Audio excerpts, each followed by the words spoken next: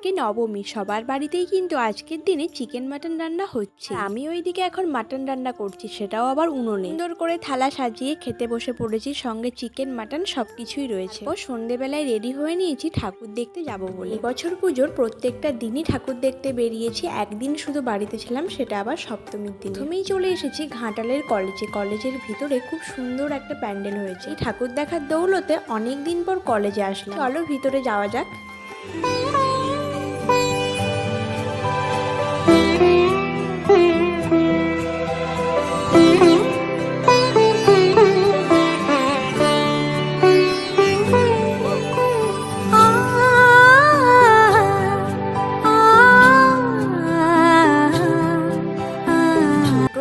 খুব সুন্দর প্যান্ডেলটা হয়েছিল। এবার ওখান থেকে বেরিয়ে ওর আশেপাশে যা যা প্যান্ডেল আছে সেগুলো এখন দেখতে যাচ্ছি। তো আমরা এখন যাচ্ছি পঞ্চপল্লীতে, ওখানেও খুব সুন্দর একটা প্যান্ডেল হয়। এখানে এসে দেখি লম্বা লাইন পড়ে গেছে। প্রত্যেক বছর এই জায়গাতে লম্বা একটা লাইনে দাঁড়াতেই হবে।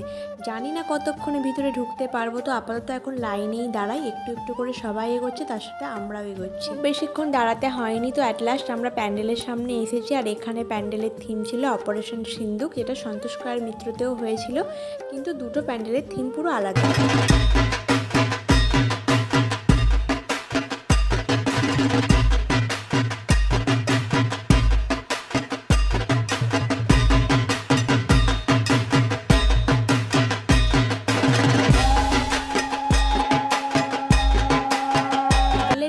আমার দেখা সেরা প্যান্ডেল এটা, খুব সুন্দর লেগেছে আমার প্যান্ডেলটা। যদিও আজকে আমি এখনও ঘাটালের প্রত্যেকটা প্যান্ডেল দেখিনি, কিন্তু যতগুলো দেখেছি তার মধ্যে এটা খুব সুন্দর লেগেছে। এখান থেকে বেরিয়ে আরেকটা জায়গাতে ঠাকুর দেখতে এসেছি। এখানেও লাইনের শেষ নেই, আর পুজো মানে তো লাইনে দাঁড়াতেই। ঘাটালের মধ্যে যতগুলো ঠাকুর ছিল মোটামুটি দেখা হয়েই গেছে, তো আজকে বেশিক্ষণ থাকবো না, কারণ প্রত্যেক দিনই বেরোনো হচ্ছে। এবার আমরা বাড়ি চলে যাব, তার আগে হালকার উপর কিছু খেয়ে নেব, কারণ সকাল থেকে আজকে প্রচুর খাওয়া দাওয়া হচ্ছে, পেট সবারই ভর্তি আছে।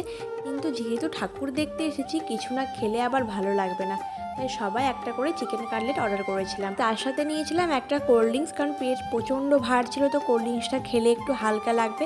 আর আজকে আমি ঠাকুর দেখতে বেরিয়েছিলাম আমার মেজো কাকুদের ফ্যামিলির সাথে। প্রত্যেকবার যখনই আমি ঠাকুর দেখতে বেরোই, কেউ না থাকলেও আমার সাথে বোন থাকে, কিন্তু বোন এবারে নেই, ও মায়ের সাথে মাসি বাড়ি আছে, তাই আমি এদের সাথেই এসেছি। কাল থেকে জলসরাতে চলে এসেছি, কিন্তু জলসরায় সেই প্যান্ডেলটা এখন দেখলাম, কারণ দিনের বেলা দেখলেও রাতের বেলা টাইটানিকের লুকটা একটু আলাদাই লাগছে। এখানের প্যান্ডেলের থিমও প্রত্যেক বছর খুবই সুন্দর। রাস্তার ধারে যেহেতু এই প্যান্ডেলটা রয়েছে, তো সেই জন্য এখানেও ভালোই ভিড় হয়েছে। তারপর এখানে একটা প্রোগ্রামের ব্যবস্থা রয়েছে। তো চলো আজকের মতো ব্লগটা এখানেই শেষ করছি।